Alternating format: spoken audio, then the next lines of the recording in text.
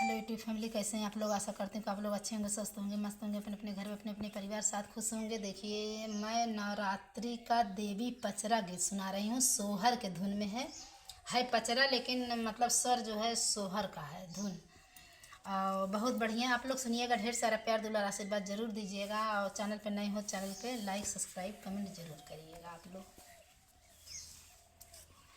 सोने के महलिया शीतला मैया, चंदना के वाड़ी लागल, चंदना के वाड़ी लागल हो। मैया खोली दे तू अपना के वाड़िया, चरना हम छुअब हो।